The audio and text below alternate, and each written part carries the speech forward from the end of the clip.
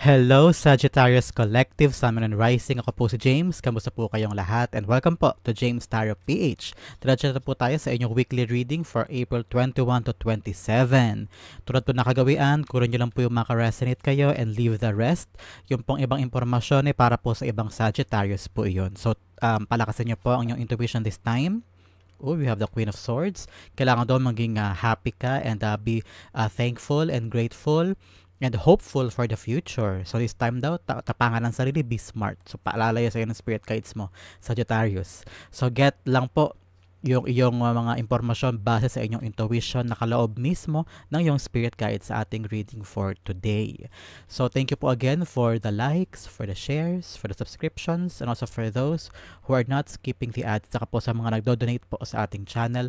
Thank you po again for your generosity and kindness. Maraming salamat po. So Sagittarius, ano naghihintay sa iyo ngayong April 2021 to 27? Inhale and exhale. At the center of your reading, you have the Six of Cups. In the area of what you want, you have the Nine of Pentacles. Beautiful. In the area of what you need, you have the Seven of Swords. In the area of what's affecting your current energy, meron kang Knight of Swords. In the area of your near future, meron kang the Chariot card. Wow, abante. In the area of your challenge this week, meron kang Death card. In the area of your fortune, meron kang the Fool card. Wow, a brand new start, new beginning. In the area of your divine advice, meron kang Ten of Wands. And in the area of your outcome, Sagittarius, meron kang Ace of Swords. Wow. Usapan natin later. At the bottom of your deck, you have the World card. Beautiful. Success, accomplishment, something about a completion. Merong matatapos na this time sa cycle ng buhay mo and you're about to enter a new life, a new beginning. Kung ikaw man ay nakagraduate na from school o kaya ay nakatapos ka na ng isang endeavor from a certain job, ngayon lilipat ka na, magkakaroon ka na ng bagong simula, lilipat ang bahay, mangingibang bansa, para nakuha mo na yung mga right papers na kinakailangan mo and then go ka na to your flight to another country. Napaparating na parang completion of a certain parang documents na kailangan mo buo, parang yan ang magagamit mo para mapagsimula ka somewhere else, or acquiring a new title or acquiring something in your life. Meron ding closure from a certain endeavor, closure from a relationship, closure to a problem, closure sa isang struggle o isang issue na matagal mo nang dinadwell. This time around, may pagkatapos dyan para magkasarang pinto and then you're entering a new era of your life. So congratulations, Sagittarius. Ang ganda ng simula ng iyong reading. At the beginning or at the core of your whole spread, you have the Six of Cups. Something in your life from the past. Meron ba mga bagay sa buhay mo na parang paulit-ulit na bumabalik sa iyong buhay, sa iyong isipan, sa iyong puso na hindi mo wala-wala? Past experiences, heartaches, may mga past lovers ka ba dyan na parang pabalik-balik sa iyo, hindi ka nilulubayan, and nagsasabi pa rin siya na mahal ka niya. Ikaw naman parang, past ka na eh. Moving forward with my life, especially here. May closure, may pagkatapos. Parang tapos ka na sa mga bagay na nakalipas na.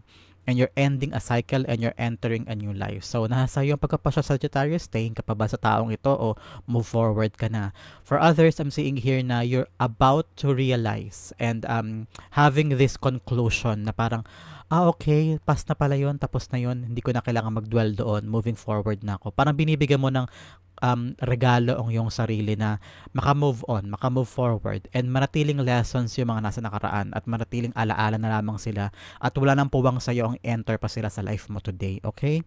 The Six of Cups being clarified by the Sun card. Yes, happiness.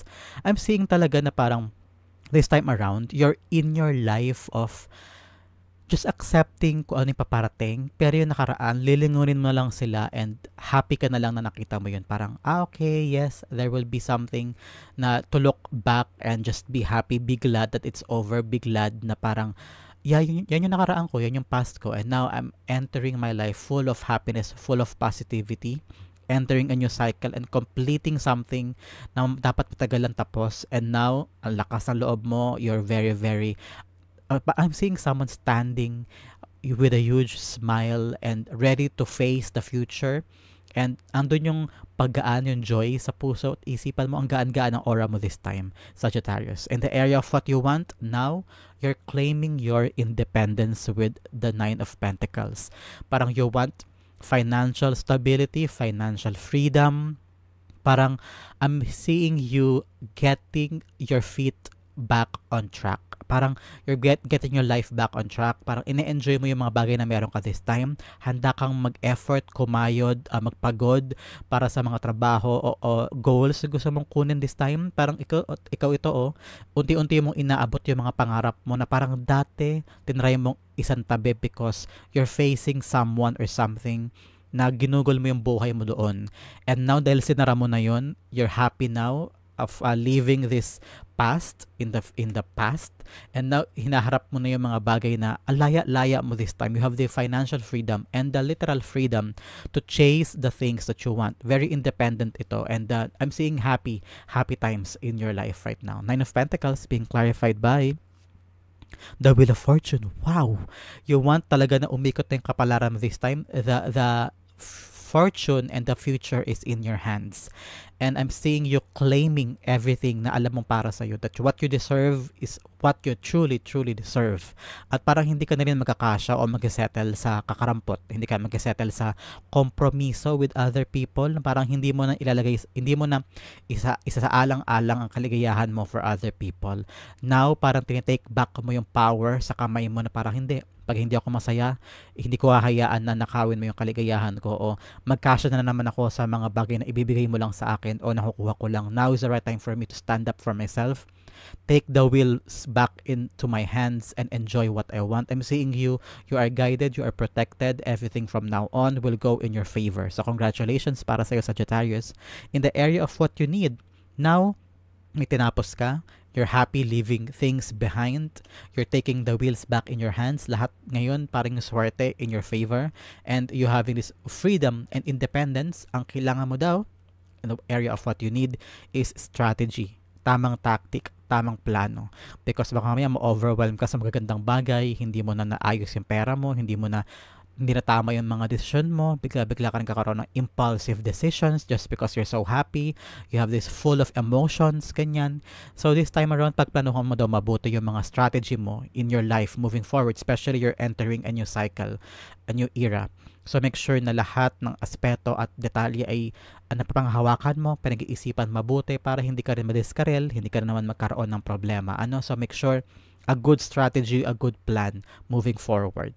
The Seven of Swords being clarified by the Seven of Pentacles. Yes, para daw mapanghawakan mo yung mga bagong bunga o bagong mga resulta na tinanim mo after living a cycle, living and completing something in your life. Especially with the freedom na gusto mong makuha, with the things na gusto mong abutin this time, mga goals na gusto mong ma-accomplish. Para magbunga yan at makuha mo yung matamis na resulta, kailangan daw ng tactic and strategy. A clever, clear plans, okay? In the area of what's affecting your current energy, meron ka Knight of Swords. Parang you want to run away from things. Na-realize mo na parang, okay, kailangan ko na layuan na yan, kailangan ko na iwan yan. And you have this quick decision.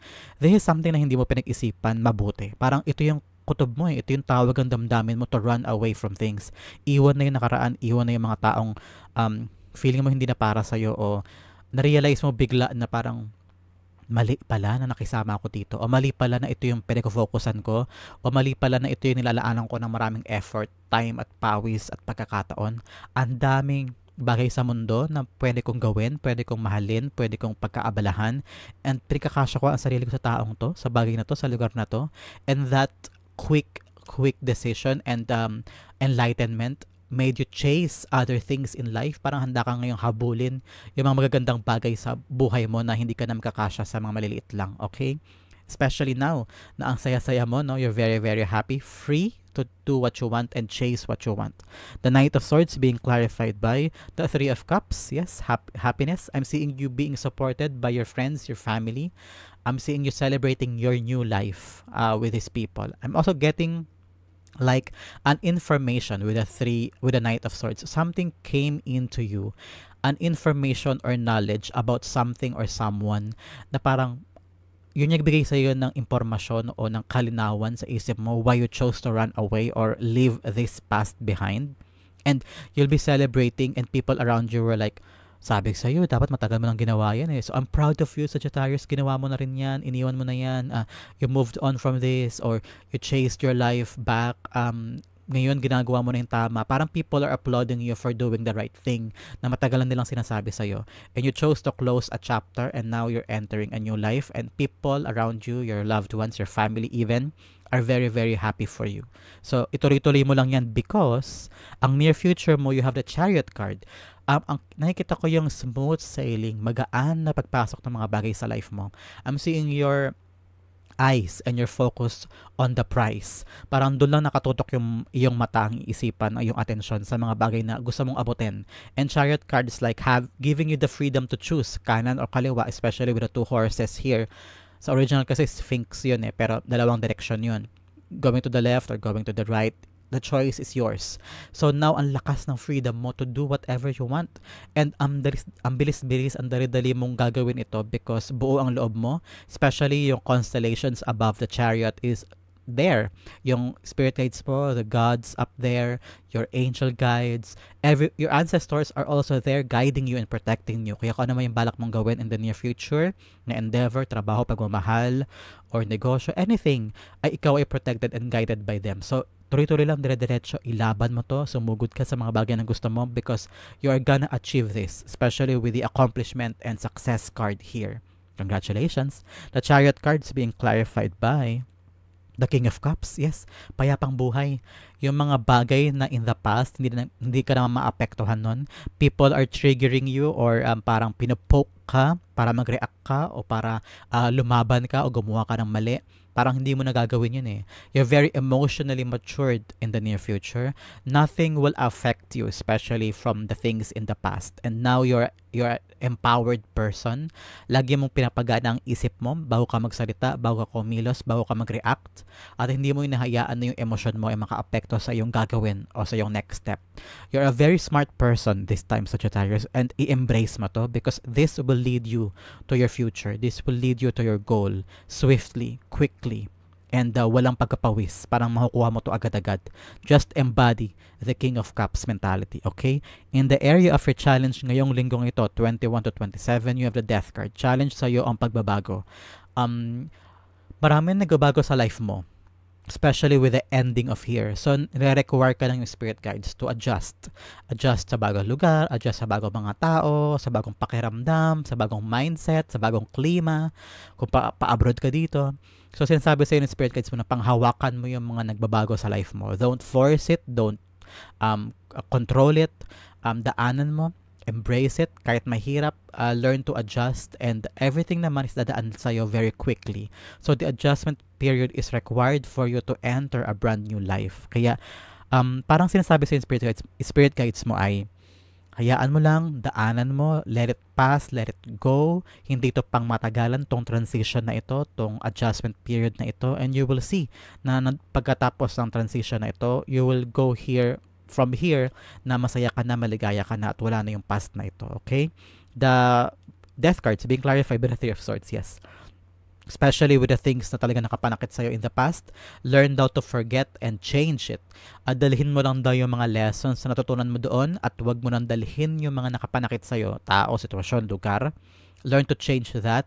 Learn to accept that it happened and it won't happen na in the future. Basta i-accept mo yung pagbabago.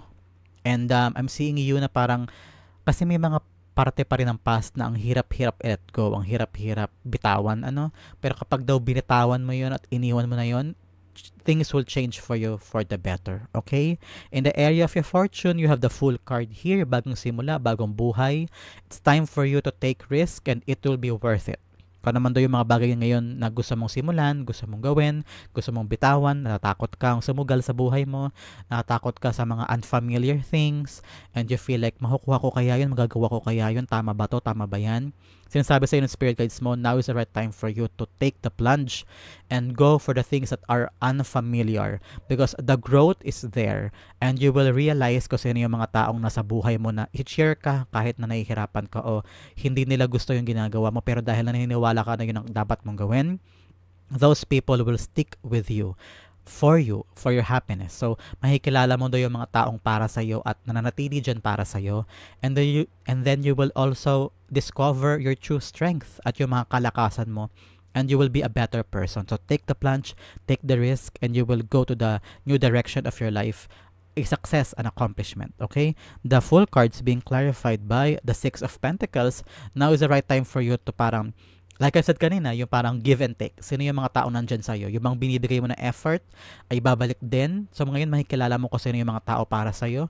Yung nilalaanan mo ng effort, time, pera, ay yun din ba ang binibigay nila pabalik sa'yo? So now is the right time for you to be charitable also, to see who's who in your life, kung sino yung mga handang nandyan din sa'yo sa mga panahong kailangan mo sila. So in this brand new life, this chasing of new things, diyan mo daw makikilala yung mga taong handang ibigay sa'yo yung mga bagay din na ibigay mo sa kanila. So give and take, and you'll be very, very happy in this new transition. Kasi parang lahat daw na ibinigay mo, ibabalik rin sa'yo. So this is about a reciprocation of positive energy and also material things, okay?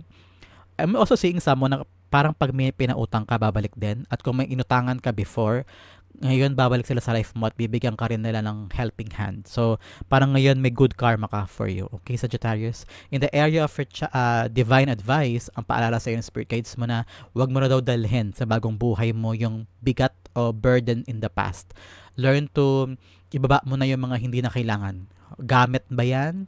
Or mga tao na hindi na need sa new life mo, or mga dalahin sa dibdib, if you need to talk to someone and tell them kung ano yung nararamdaman mo o yung mga bigat ng damdamin mo, now is the right time for you to do that, para pagpasok daw ng bagong era ng life mo, hindi mo na bit-bit yung negativity na yun o mga responsibility na yun. Now is the right time for you to tell other people, delegate their jobs. Baka mamaya lahat na ng trabaho o task ay ikaw na gumagawa for a very long time. Especially if you're entering a new life, dapat daw iwan mo na, iibigay mo na sa iba yung trabaho para pagpasok mo sa bagong era ng buhay mo, bagong status mo, ay hindi mo na daladala yung mga trabaho hindi naman para sa'yo at hindi mo na gustong gawin. Harapin mo daw yung katotohanan na things should be given to others. At you've been very, very responsible for a very long time. So now is the right time for you to chase things for what you want in life. Bagong job, bagong buhay, bagong job, bagong responsibilities, and new you, Sagittarius. So the Ten of Wands being clarified by the Six of Cups. Yes, dalawang beses lumabas. Talagang people in your life, in your past. Mga bagong, mga bagay, mga tao, sitwasyon sa past mo na kailangan mo nang i-let go yung mga bagahe. If this is about responsibility, like I've said, ibigay mo na sa kanila, ipasa mo na sa kanila, parang gagraduate ka na sa mga bagahe na ito, sa mga responsibility and tasks na ito. It's time for you to move on and chase new adventure, okay? Ang yung outcome na napakaganda, pag-usapan natin later. Let's have additional messages first from the divine. Meron kang 67 or 6 and 7. Kung importante po sa inyo ang numbers na yan, there is a confirmation that this reading is for you. You have a wolf spirit. Nakita ba kayo na wolf anywhere? Lobo, whether pictures, personal, internet, o napag-usapan, there is a confirmation that this message is for you. Turn knowledge into wisdom. So marami kang pinagdaanan in the past, especially with the nostalgia cards with the Six of Cups here. Dalawang 666 is all about reflection. So may mga bagay ka bang kailangan pag-reflectionan o pag-isipan, tignan, parang ang layo na narating ko, ang dami ko na nagawa in the past. I'm entering a new era of my life. So lahat ng pinagdaanan mo, all of your knowledge, turn them into wisdom na magagamit mo as a lesson moving forward para hindi mo na ulit danasin yung dinanas mo before. Okay?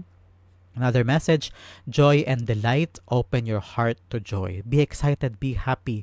New era, new time. So, pasukin, harapin mo ang bukas sa may kagalakan, kasayahan, and the excitement. Ito ang kailangan mong pagtuunan ng pansin this whole week, Sagittarius. You have blame. I accept responsibility for my well-being. Now is the right time to own up, be accountable to the things that you are doing this time. Wala kang dapat sisihin sa mga nagaganap sa buhay mo. If you're doing that, everything will be fine and you'll be having this growth within you. Okay? Itong area mo na outcome this week, Sagittarius, you have the Ace of Swords, clarity. I'm seeing you getting what you want. Clear mind, clear path. Parang now, alam mo na yung purpose mo in life. Alam mo na yung life path moving forward, especially entering now a new era at dadaanan mo ito yung mga ingredients, ito yung mga recipe para makapunta ka sa outcome. So outcome is a clear mind, parang alam mo yung gagawin mo, kilala mo na yung sarili mo, and moving forward, pagpasok ng Mayo, alam mo na yung mga gagawin mo because you have now clear ingredients here na magagamit mo na armas moving forward. Parang if you want to be a chef, now alam mo na yung gagawin mong tools to get there and do that. And hindi ka na mali-distract, hindi ka na half-hearted, hindi ka na urong-sulong sa gusto mong gawin. Gusto mong magbilyar, gusto mong mag-focus sa boxing, gusto mong magluto, ganyan. Kaya gusto mong mag-abroad, parang magiging malinaw sa'yo kung ano yung tanging bagay na gusto mong gawin na paglaanan ng oras, pagod, atensyon in the near future. Okay? The Ace of Swords being clarified by the Magician. Wow! You have the ability to manifest and do. And lalabas sa kamay mo o mag-manifest sa buhay mo yung mga bagay na gusto mo. Kaya importante na malinaw sa isip mo kung ano yung gusto mong gawin. Para madali mo siyang ma-manifest at kapag na-manifest mo yan, it will be a success. It will come to you quickly, swiftly at nasa kamay mo na nandyan na. Minamanifest mo mag-anak, ayan, clarity sa isip mo na yun yung gusto mo talaga, yun ang pinapray mo, minamanifest mo, and mabilis mo yan makukuha sa life mo this time. Gusto mo mag-abroad, wala ka pang papers this time, kung yan talaga ang gusto mong gawin, magiging clear ang mind mo sa every step, every plan na gagawin mo para makuha siya, at minanifest mo, dinasal mo, darating yan. So, now is the right time for you, especially at the end of this week, to really have a clear mind, clear set of things in your life para alam mo kung ano yung dapat mong i-manifest at makukuha mo siya agad-agad. So, Sagittarius, 10 kayo naka-resonate, 10 kayo naka-relate. That is your April 21 to 27 reading. Thank you again for watching. This has been James for James Tarot Page. God bless everybody.